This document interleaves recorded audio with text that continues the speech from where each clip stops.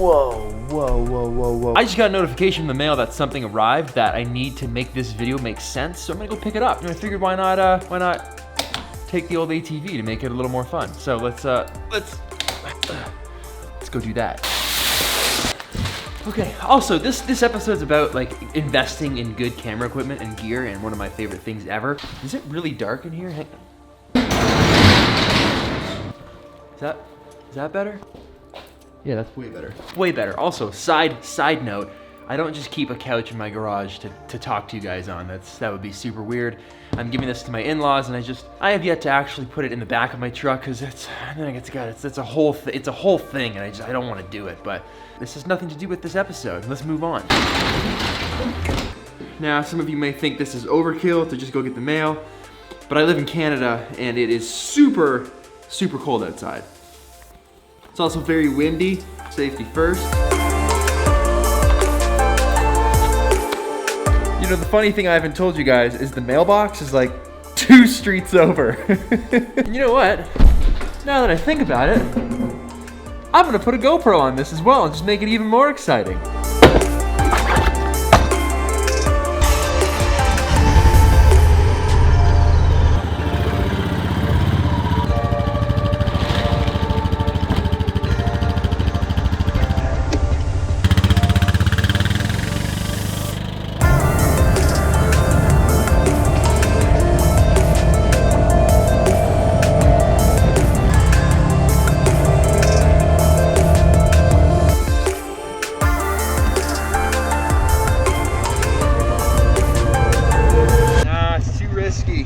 I want to go down this hill, but there's a fence at the bottom that you can barely just see, so the mud is really soft.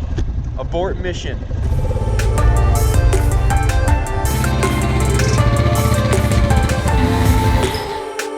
Here's the issue I was having. As you can see from the GoPro footage, I was trying to get down the fence several blocks over because I wanted to mob that whole area where they're building houses, construction, lots of mud, lots of fun, essentially. But the issue I was running into was the mud itself. Because the mud was so soft, I was sinking in it at a pretty fast rate, and it means if I'm sinking in it that fast, chances are a 600-pound ATV would sink even faster. I think the funniest piece of information comes when I got home and my wife told me that the package was actually delivered while I was out riding the ATV. So I guess this entire sequence was useless, but we had a good time. So I guess moving on to that package.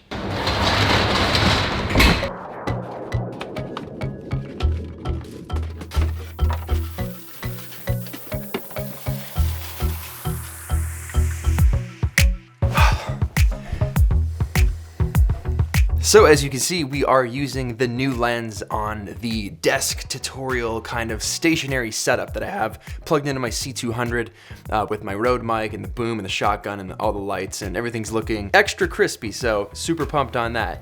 Second note, I'm sick, so if you can hear my voice, it sounds all deeper than normal. That's because it is, because I'm under the weather. Fluids, I hear, are the key.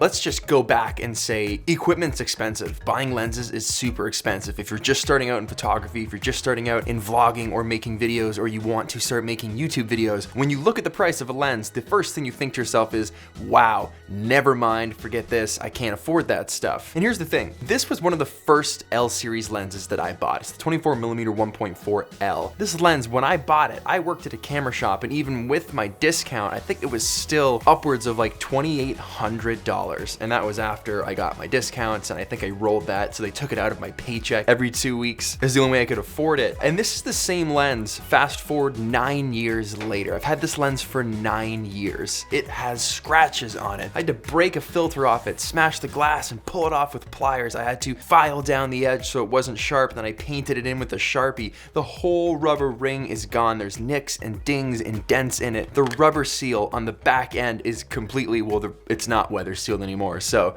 you couldn't even use this with a pro body and be fully guaranteed that no water or dust or anything would get in. Optically, autofocus, all of those features, perfectly sound. I've dropped this, it's been kicked, it's been hit by bullet casings, it's been in the ocean in Hawaii, it almost got run over by a Formula One car. It's been to nearly every single continent on the planet, survived extreme heat and extreme cold. Now there are a few things, obviously the weather sealed is a big deal for me. I'm always in situations where I need to make sure my gear is sealed and protected. And the other thing is the rubber ring here, I really miss the rubber ring. You don't realize how nice it is to zoom and focus with rubber here. Yeah, it's completely gone. So when I asked the guys at Canon if they could fix this and tweak it up, they were like, you're probably better off at this point to just get a new one. So I did. I'm officially retiring after 9 years my 24mm lens. All right, now the other thing that I love about the 24mm is it's a prime lens. That means it's a fixed focal length. It doesn't go any wider, it doesn't zoom in, it is just 24mm. And that, prime lenses, are usually sharper than lenses that actually zoom in and out. So, a little fun fact for you there. Let's look at you. So, hey, can I get a large coffee? So obviously, a sharper image is going to be much more ideal if you're doing photographs and if you're doing video, that sort of thing. Now a lens like the 24mm has a surprisingly accurate and very close minimum focusing distance.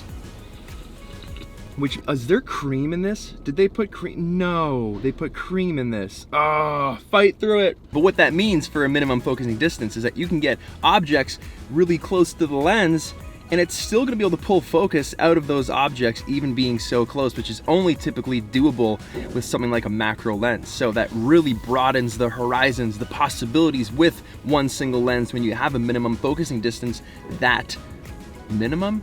Yeah, I'm done with that. Oh, also, I realized that looked like a Tim Hortons ad with how I had the cup that it wasn't. Tim Hortons is not good coffee.